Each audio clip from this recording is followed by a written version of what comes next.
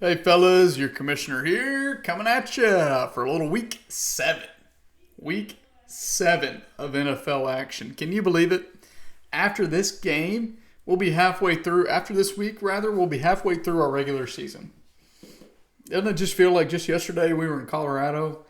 Doesn't it feel like just a couple days ago that we were, a couple days ago we were in Colorado? Just yesterday was the opening kickoff of the NFL.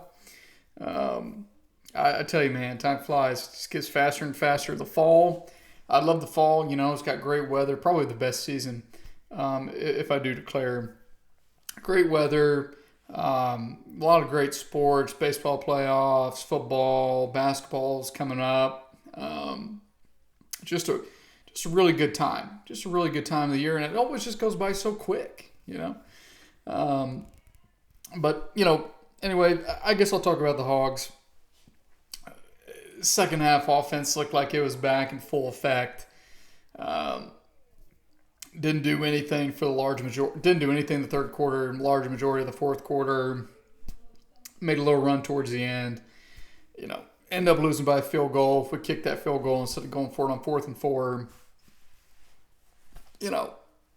we go to overtime. Who knows? It doesn't really matter. The offense goes through these stretches. 3 turnovers. You can't beat a top 15 team on the road committing 3 turnovers. We're not that good of a team. Now, certainly encouraging the penalties. Dumb penalties seem to be a thing of the past. With Bobby, that was great to see. Turnovers are still a problem. No interceptions, I don't think, from Talon, but 3 fumbles. Just not good. It's just not good, and not going to get you the win. So, encouraging that they seem to have some fight, but the defense is just bad, guys. It's bad. We don't stop offenses. Offenses stop themselves, really. I've never seen a weaker defense. I've never seen a slower defense in my life. Whatever we're paying them, it's too much. It's too much. So I don't know what we paid Cam Ball to get him to stay, but the defense. We haven't had a defensive line just not being able to generate pressure, not be able to plug gaps. If you can't generate pressure, okay, you at least need to be able to plug the gaps. Or if you can't plug the gaps, you at least need to be able to get edge pressure, right? We can't do either of those things. Linebacker group is maybe the worst we've had in history. Same with the DB group. I'm just tired of seeing them. I really am. I'm just tired of seeing them play. But we got, what are we? We're 2 and 4 now. Is that right? We've lost 4 in a row. Notre Dame, Memphis, Tennessee. Well, somebody else, right? We're 2 and 4. We played 6 games, I think, right? So 6 more to go. So anyway, let's go ahead here, get into a recap of last week's games. We'll start off with the D's nuts. D's questionable. Glad I didn't need it. End up in the hospital. That's why you always check. And I pulled every single item out. Every single item out after I got done recording that video, and analyzed the expiration dates on everything, the security of the packaging, just to make doubly sure.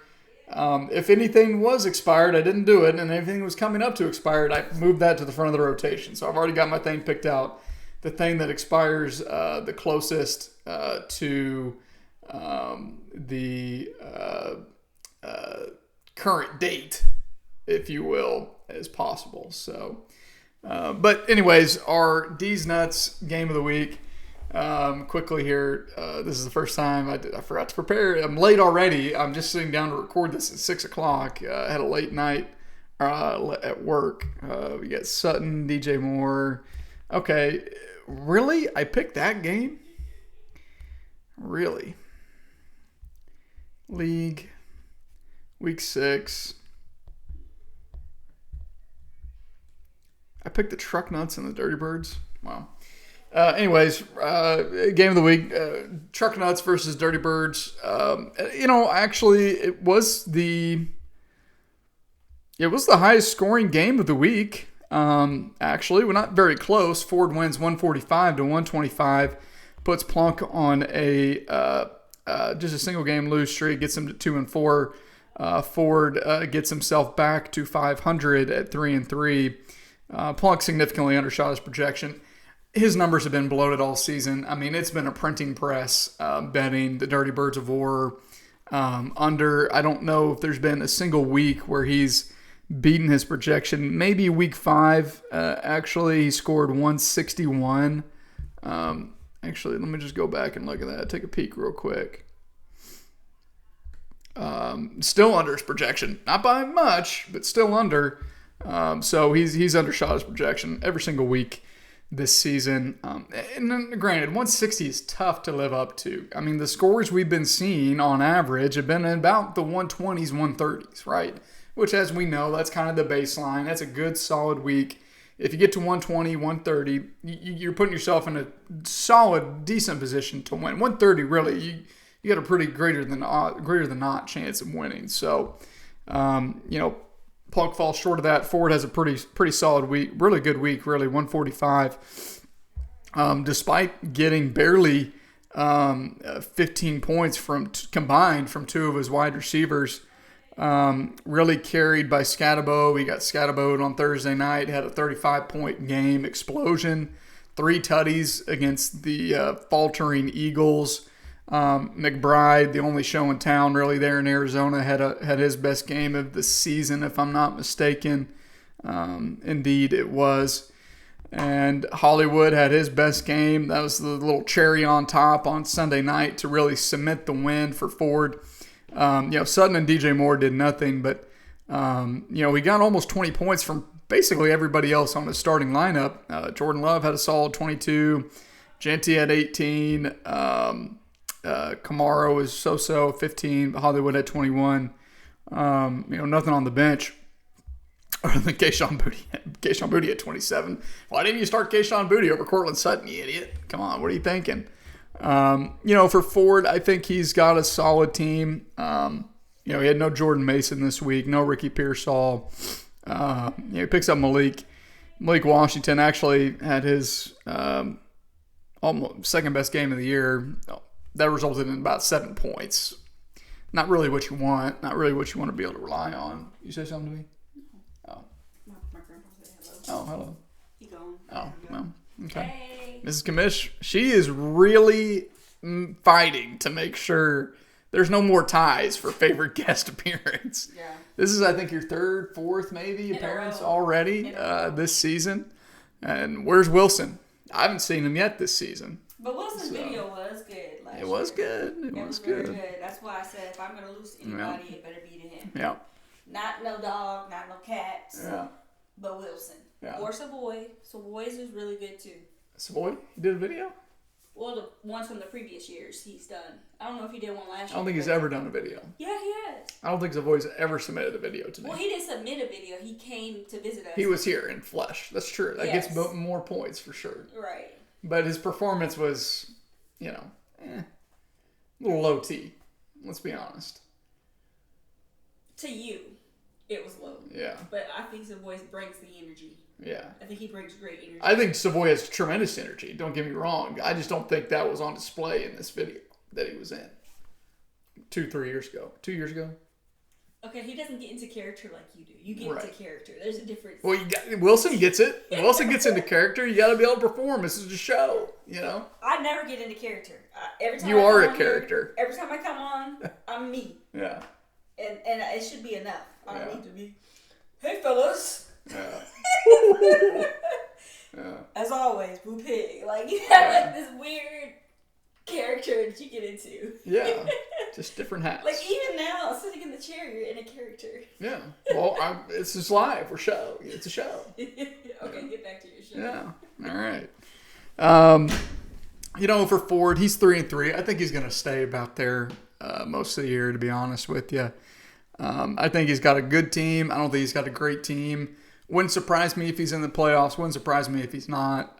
Would surprise me if he wins it all. Would surprise me if he gets horse ass. I don't think he's on either ends of those extreme. Just a nice solid Jeff Fisher season. Maybe with the way old doesn't contribute's been playing. Maybe we got the Valve's going to be wide open this year. And for Connor, tough to see that for him. You really hate to see that happen to a former esteemed champion who's really been on hard times for a few years until getting back on track last year with his fourth title in the last 6 years. Is that right? I believe. Blech. Fuck that. Fortunately for him, he didn't start. He started Danny Dimes instead of Fields. Rightfully so. Fields, he's going to hang on to him, but 6 points from him, not good. He lost to Marion for over a month. Diggs came crashing back down to reality after his revenge game. Jawan Jennings is just not the guy that he was last year. Been dealing with injuries on and off all year, playing through a lot of pain, just not really effective. Waddle's looked good, certainly picking up the slack. Achane and McCaffrey, again, that's the best running back duo you're going to find in the league, period. And when Omarion comes back, that trio is going to be hard to stop. But you got to wonder, Plunk has built his 4 championships, and really the last 6 championships, really, if you look at it, they've really been built off of having a dominant wide receiver core, at least 2, usually 3, if not 4, to be able to really compete for a title. And I just don't. Plunk just doesn't have that this year. Diggs is going to be good. He's going to have some good games. I think that New England offense, the way it's going, they are filtering the ball around like crazy. Pop Douglas 1 week, Booty 1 week. It's going to be Henry 1 week. It's going to be Diggs 1 week, and it's usually not what you want to have success in the fantasy space, right? I traded a Mason Taylor, almost goosed him, only 1 catch for 2 yards. Really is struggling at the tight end position as well. You look at his roster, guys, and it's not hard to see why he's 2-4. It really isn't hard to see why he's 2-4. Really what he needs to do is flip Achane or McCaffrey, get himself another running back, get himself a good wide receiver, and try to kind of jumpstart his team. I think he wants probably way too much for CMC and Achane. He doesn't want to move him. Nobody's willing to pay the price for him that he wants. And I think ultimately it's going to be to the detriment of his team. And people understand that you don't trade with the bad man anymore. Everybody wants to see the bad man lose and continue to lose. Is he going to win horse ass? No. But he's got an uphill climb to find his way into the playoffs. Good team. Not great, right? Both of these teams. So next we've got only one team below 100 points this week. And we'll get to that. Oh, I can't wait to get to that one. Next here, our closest matchup of the week. The Monday Night Miracle, DeAndre Swift, deliver me from Jeff Fisher. Yes. 123.9 to 120.6. Keeping the faith comes out ahead of the McCockners. I sat there on Sunday night and just watched Patty Mahomes get touchdown after touchdown after touchdown, 4 touchdowns, 40 points, his best game of the year, if I'm not mistaken. Yes, it was. And this was on the heels of Thursday night, Dallas Goedert just getting catch after catch, long bombs, 20-yard catch every time. Got a touchdown at 28 points behind the 8 ball. I'm thinking, this is it, guys. This is it. I'm done. Swift, maybe if I could stay within 10 or 15, I got a chance. Right? I got cute on Sunday morning, put in Franklin instead of Shakir. Ultimately, only made the difference of about 3 points, which could have been the difference. Almost was the difference. But, huge. No Bucky, no Brock, no Justin Jefferson this week, no Rashee Rice. And to just come out and find a way to win. I had 7 points from my first 2 wide receivers in the London game on Sunday morning. I'm dead in the water. I'm thinking I'm dead. It's done. It's over. Granted, J.K. didn't do anything either, only 5 points. But I was extremely concerned because I knew the Flournoy and Wicks had a very low floor. Their ceiling, they could have popped off easily, right? Both of these guys have popped off in the past. Fortunately, they were able to balance each other out with Wilson and Franklin. Dowdle, monster, two back-to-back, just, make-believe stuff. I mean, this is the stuff fantasy dreams are made of. Almost a 40-burger. Really probably should have had another touchdown and made that game even further. Marvin got concussed early in the game, like first quarter. Looked like he was on his way to having a good 15, 20-point game. And down 25 points going into Monday night with only DeAndre Swift. And halfway through the third quarter, hasn't done anything. 55-yard catch. Gets me right back in it, down a point. The Commanders fumble the ball away. They're trying to run clock. The Bears gets them enough. And man, I'm telling you, it feels damn good to be 4-2 instead of sitting there at 3-3. I'm glad I was able to salvage a win out of one of these two monster games from Rico. I would have been really disappointed to waste that with two both times that he did it. So great to be 4-2. Reinforcements are on the way. Rasheed's back this week. Justin's back from the bye. Probably still going to be without Bucky and Brock for another couple weeks. But they'll be back, and getting this little buffer certainly helped quite a lot. So for JD, you got to feel for him. Honestly, I'm telling you guys, watch out for JD in the back half of the season. I'm telling you right now, he's 2-4. He's not scored a lot of points, but I'm telling you guys, whenever he gets, Nico was on bye. He might get CD back this week. He might get Terry McLaurin back this week. He had Hawkinson on bye.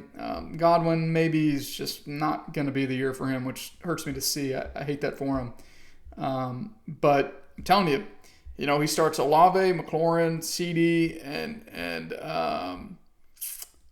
Olave, McLaurin, CD, and Nico every single week. 1, 2, 3, 4.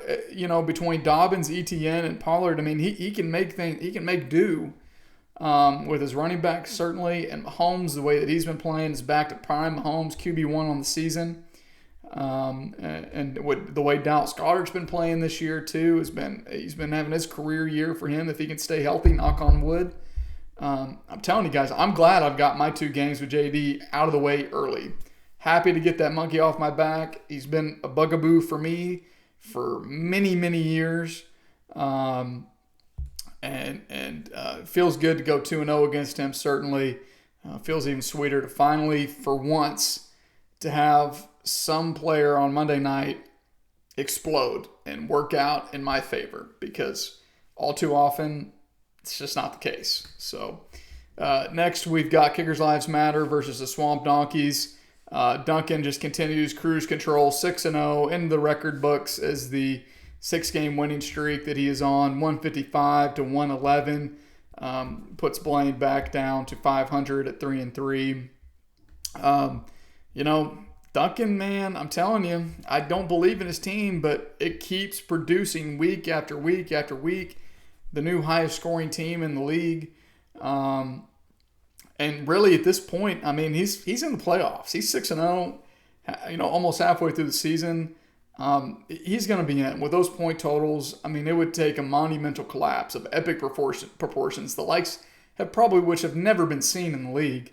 I would guarantee you for a fact that we don't have too many 6-0 teams, but I guarantee you there's never been a 6-0 team not make the playoffs. So, now, like I said with Duncan's team, I've been saying it all season.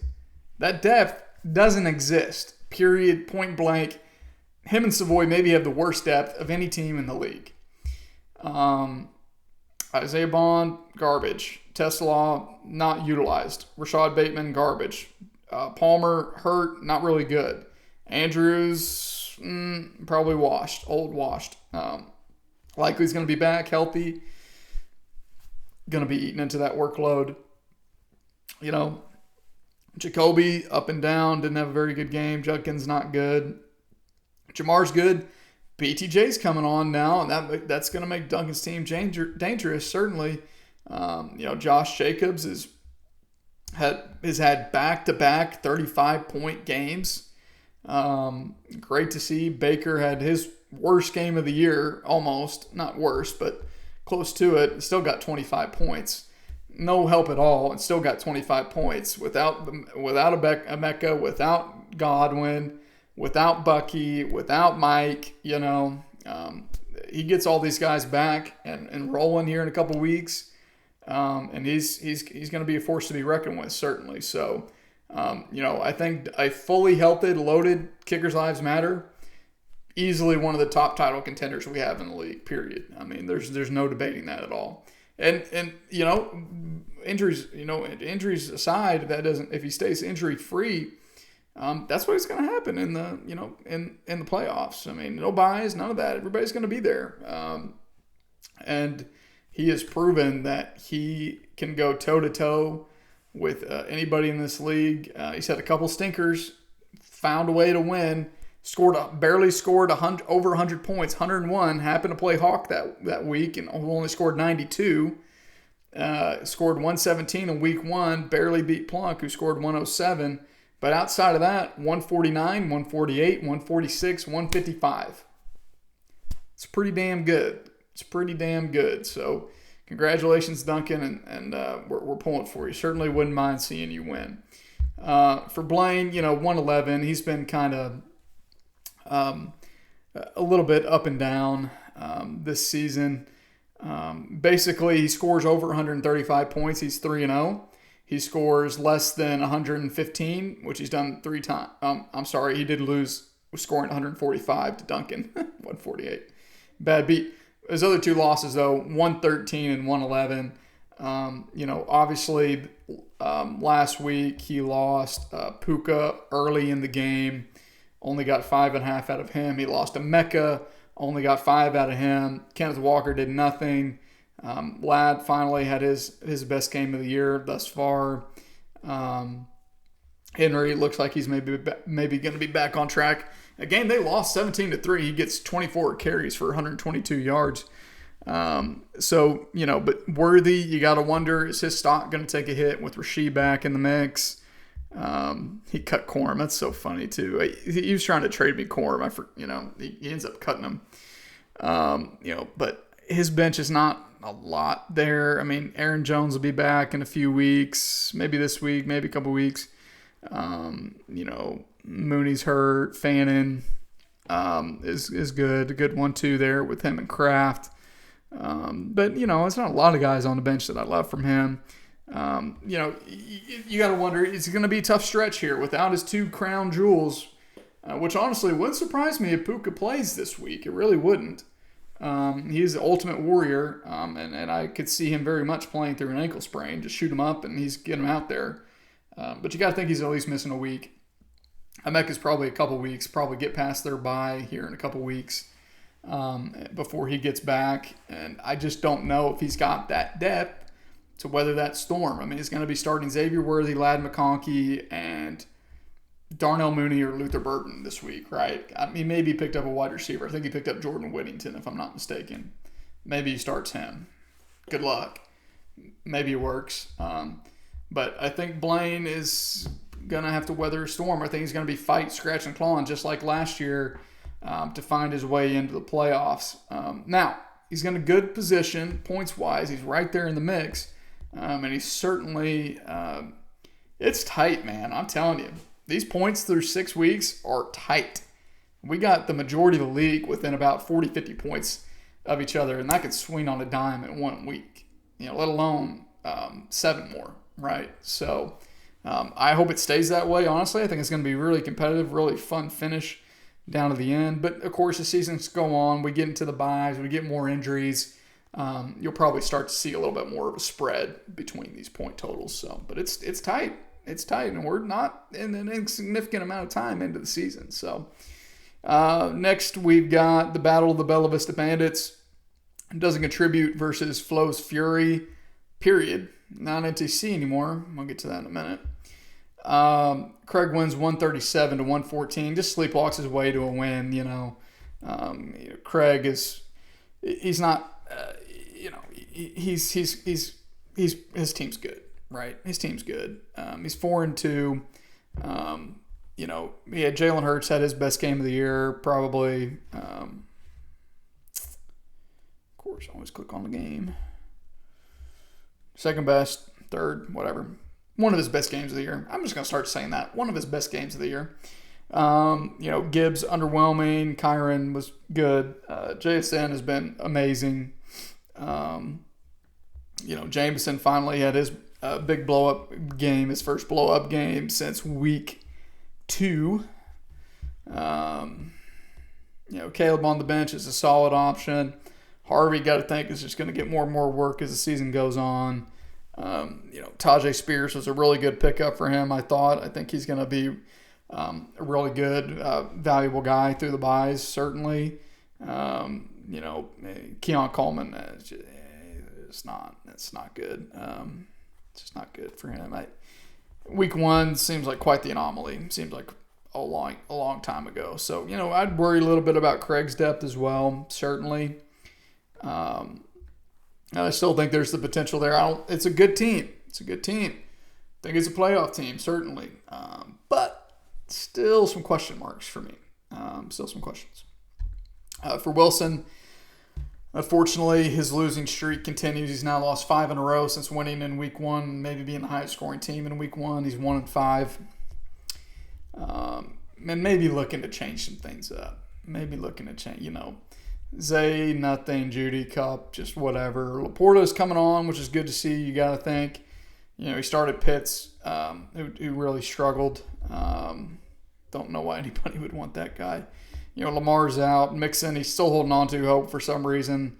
He had no Mike Evans, no Nick Chubb. Didn't start Kenny Gainwell, with Jaylen Warren being back in the mix. Can't say I blame him there. Saquon's been, honestly, he had to regress. The season he had last year was incredible. And he was due to regress. He's still a good running back, still a really, but he's really like a high-end RB2 this season and less of a high-end RB1, right? You guys take the names away. Look at the numbers. Look at the data, and that will tell you all you need to know. So, next, penultimate matchup, 2025 Horse Ass versus Died on Burrow Time. Good for Hawk for getting over 100 points. That's always a challenge every week for him. Unfortunately, though, he loses 131 to 107, falls to 0-6. Also in the record books with Duncan, not for good reasons. We haven't had somebody start 0-6 in, how long has it been? Let's see. We haven't had a winless team ever. Maybe this is the year. Let's go to a quick haul of records real quick.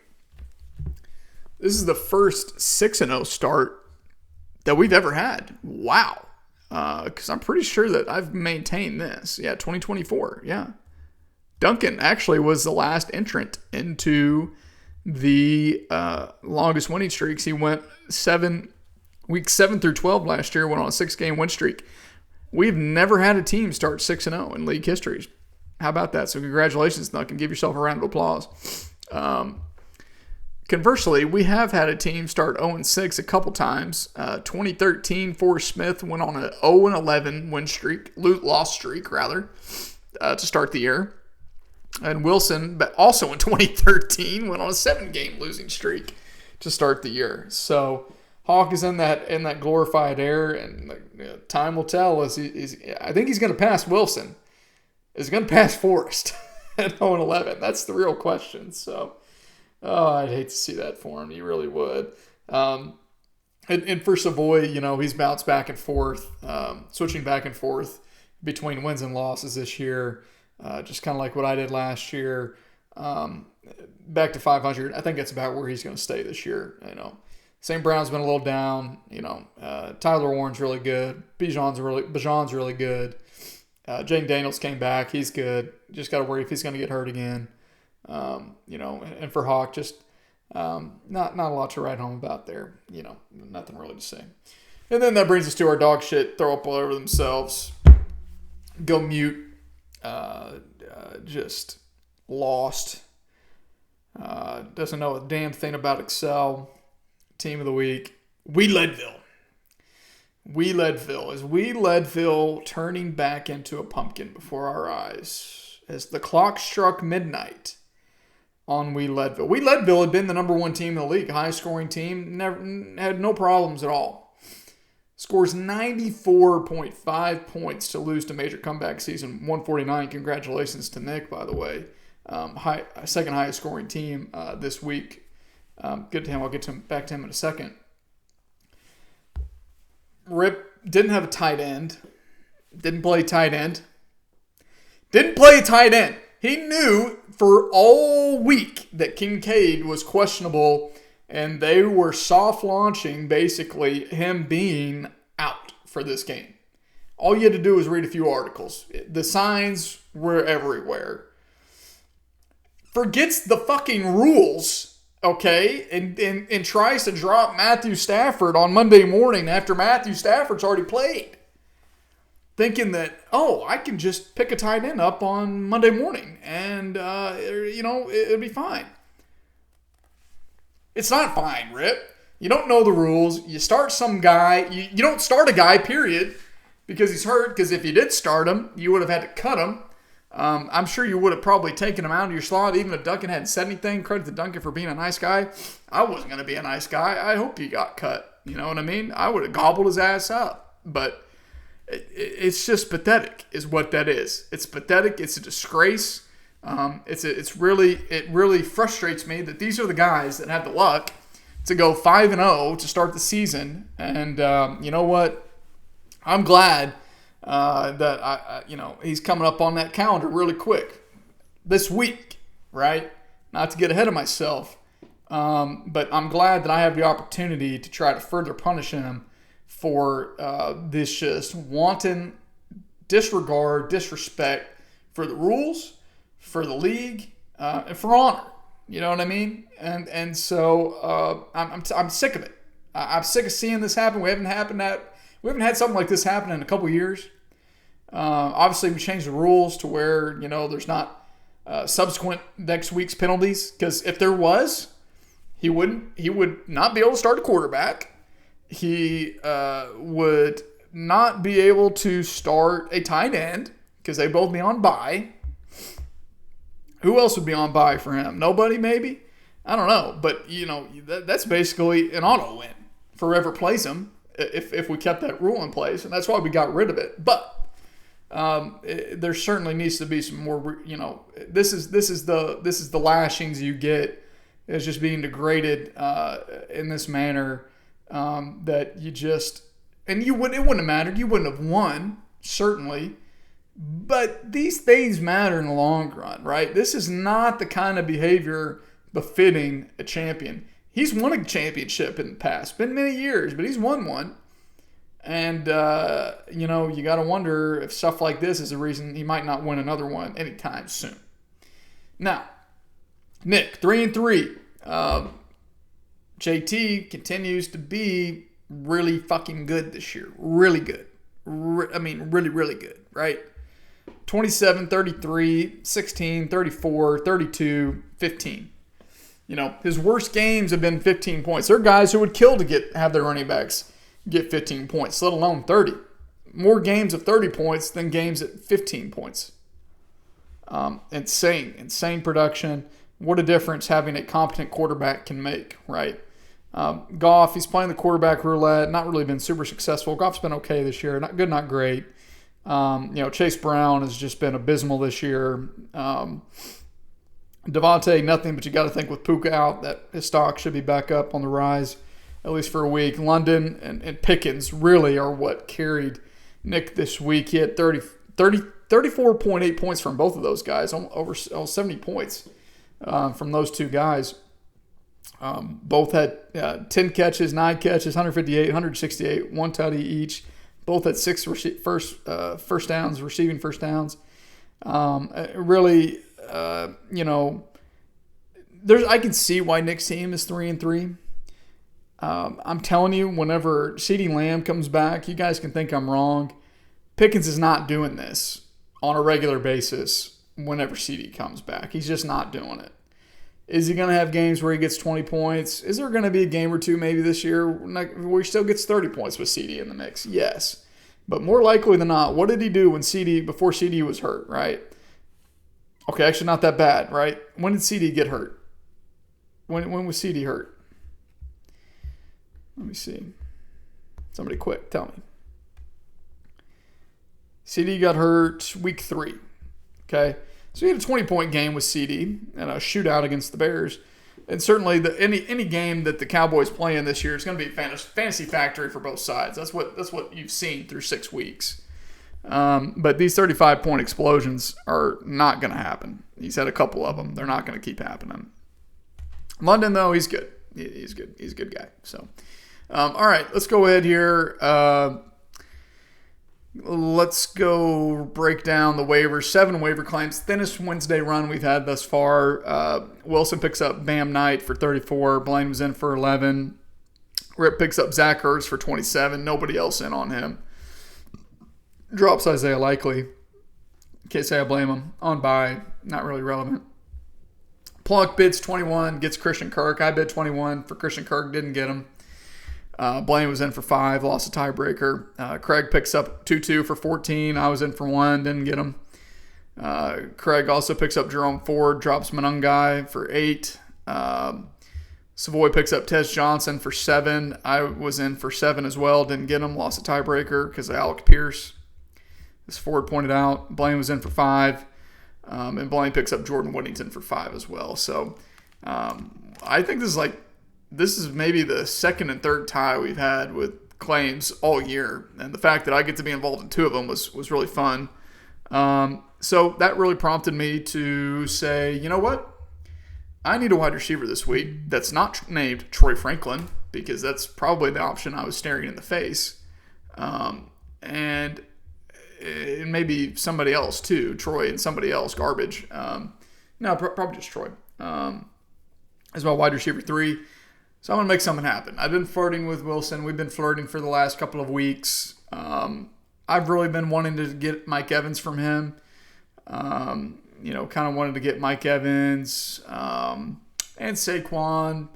We had some talks about that. Kind of backed off of Saquon. But like I said, I've kind of cooled. My opinion's kind of cooled on him. Henry, again, the many mouths to feed in New England's offense. I think he's going to be up and down.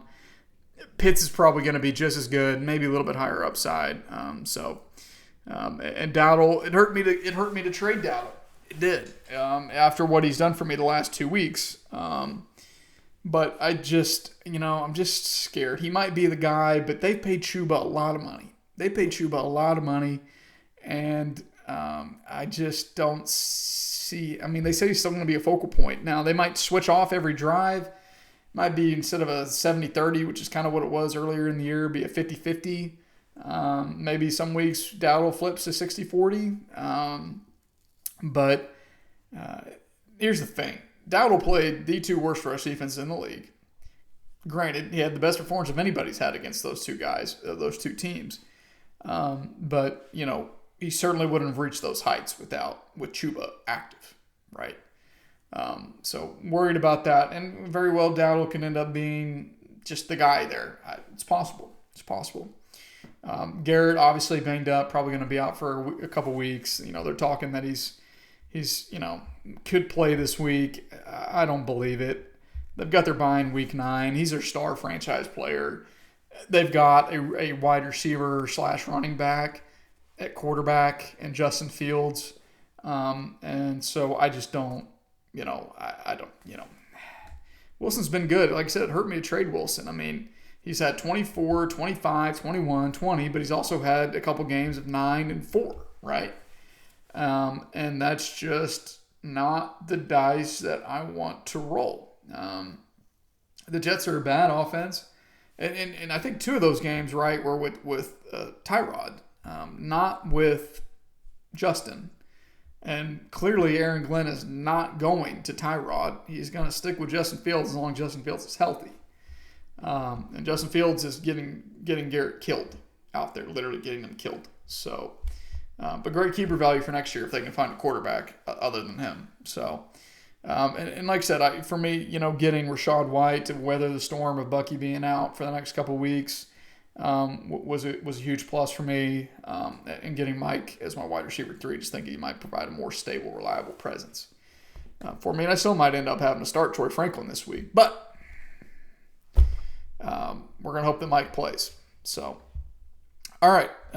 Without further ado, let's go ahead and preview this week's matchups.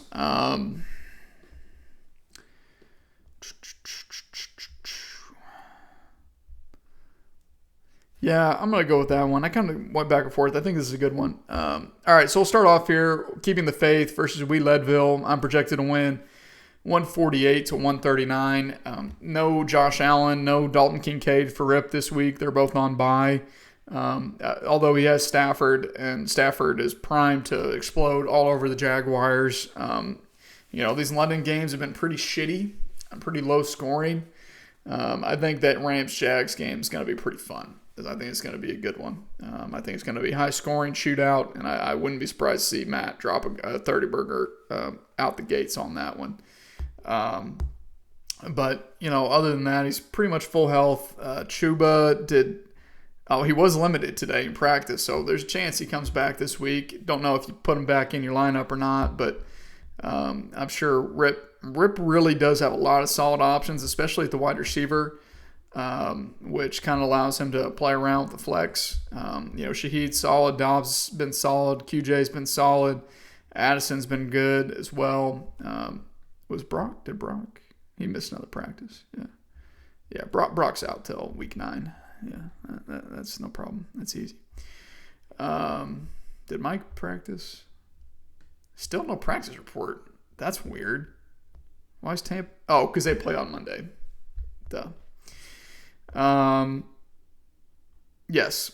So, yeah, Bucky already got ruled out at the beginning of the week, which was discouraging. But, like I said, that clearly just tells me that Bucky's not going to be back till week 10 after their week 9 bye. So, and that's fine. Anyway, yeah, I'll go with myself on that one. Next, we got Doesn't Contribute versus the Swamp Donkeys, 155 to 0. Really not much to say about this one. King Henry's on bye. Emeka's probably out. Puka's probably out. If Craig doesn't win this one, he really needs to reevaluate his life decision. This would be a Jeff Fisher loss if I've ever seen one. If Craig can get to 5-2, you got to feel really good about. He's got to feel really good about not winning Jeff Fisher again. So we'll go with Craig in that one. Kickers Lives Matter versus Flo's Fury. Wilson's got to prove it to me. Basically, the guys that he traded for this week, other than Dowdle, he slots Dowdle into his starting lineup. But, Garrett's not playing this week. He's got Hunter Henry. He could maybe throw him in there at the flex. Duncan's projected to win by 5 points and he still has James Cook in his lineup, which, he'll throw Judkins in and probably Stevenson because, like I said, his bench sucks. He's not really dealing with buys other than James Cook. He's not really dealing with injuries. So, he'll get another 12 points there. Duncan should win that one pretty handily. McCockners versus the Truck Nuts. JD could be back to full health this week. Projected to win 148 to 136. But, there's still a lot of questionables. Olave was questionable. CD was limited today. Maybe he's going to be back. McLaurin was limited as well. So, I'm just going to assume those 3 guys are playing. Ford's got a lot of green. DJ's questionable. That was so weird. He went to the hospital after the game. No real idea what's going on there. Kamara didn't practice today, but, veterans rest. It's a Wednesday. Not much concern there. We'll go with, let's go with JD in this one. Let's go with JD. Penultimate matchup, Dirty Birds versus Died on Burrow Time Plunk. Easy. Gets him an easy win. Drops Hawk to 0-7, ties him with Wilson. And so that brings us to our game of the week. Our Gansito chocolatey flavor game of the week, a filled snack cake. Here, okay, thanks, Duncan. Thanks for looking. We've got 410 calories. Did you hear me out there? No. Okay, This is obviously a nice Mexican treat, marinella. Naturally, it's 410 calories for both of these pieces that are in here total. It's got 46 grams of added sugar. That's 92% of your daily values, so quite a lot. You want to be careful with that. Yeah, this is one of my care package items. It's got a little bit of fiber, some carbs, a lot of saturated fats. But again, that's if you eat both, right? I don't think anybody's expected to eat both at one time. Although I know there's some guys in this league that could. So, anyway, our Gansito chocolatey flavor game of the week. Oh, wow, look at that. They're even individually wrapped. How about that? Isn't that nice? Smells good. Looking forward to it. Looks like it's got like a little bit of a, little cake with maybe a little raspberry flavor, and I'm not sure what the white cream is. Maybe cream. It's got some sprinkles on it. So it looks like a Twinkie, basically. Let me make sure some chocolate just fell. I don't want Brody to get it and die. Cheers.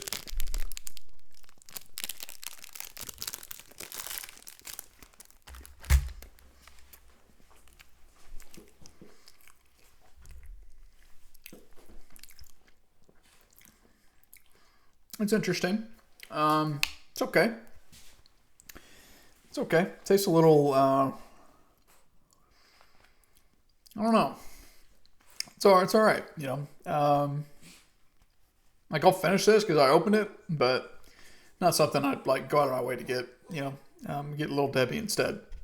Anyway, game of the week. 2025 Horse Ass versus Major Comeback Season. Huge matchup for these two guys. Both 3-3.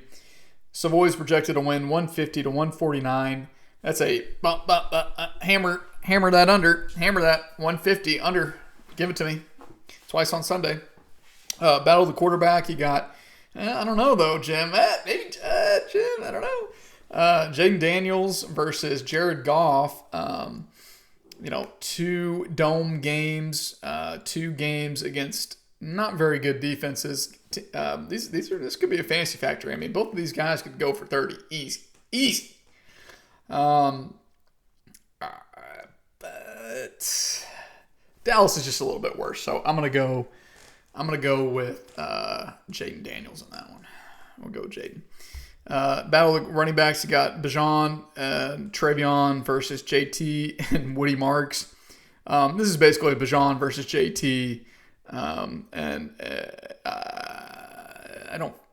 Bijan's good, JT's really good. I'm going to push this one. Yeah. Woody Marks' usage is too inconsistent. Same with Travion. And both of those, JT and Bijan, are both just so good. So, wide receiver, you got St. Brown, Keenan Allen, T. Higgins versus George Pickens, Drake London, Devontae Adams. So we got to go with Nick there. Don't think that's really close at all. This is where Savoy starts. His projections start getting a little, inflated and probably won't end up that way. But you gotta love, if you're Savoy. Jared Goff's production is, a lot of it will get eaten into the points because Amon-Ra will score points faster at a faster clip than Jared Goff will. And anytime Jared Goff's scoring points, there's a good chance that St. Brown's going to be scoring points. So, tight end, you got Tyler Warren versus Darren Waller. We'll go Warren in that one. He's been this year's Brock Bowers. Been great. It's phenomenal this year. And then the flex, you got Matthew Golden versus Kendrick Bourne. Push. I'm not picking that. I'm not picking those two guys. I know Kendrick Bourne has had 2 really great games the last couple of weeks. Atlanta's got a really good pass defense, guys. I'm telling you, they're legit. Atlanta's got a good defense. They've lost games because Penix is a little inconsistent, but their defense is no joke. Other than that, anomaly against the Panthers, but.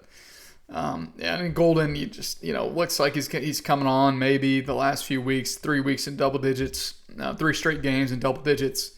So I think he's going to be okay, but push that one. Ultimately, I really think who's going to win the battle of the quarterback, who's going to win the battle of the running backs, right? That's going to be the key to win this one. Ultimately, though, Savoy, the trend continues. We'll go with Nick to win this one. I think Savoy's won last week, due for a loss this week. So, anyways, that's all I got this week, fellas. I make sure I didn't miss anybody's games, just to make sure. No, I did not. Anyways, that's all I got. Hogs are playing Texas A&M at home. Probably lose by 3 touchdowns. Get a heart attack even thinking about it. Anyway, stay safe out there. Good luck this week. And as always, we're big.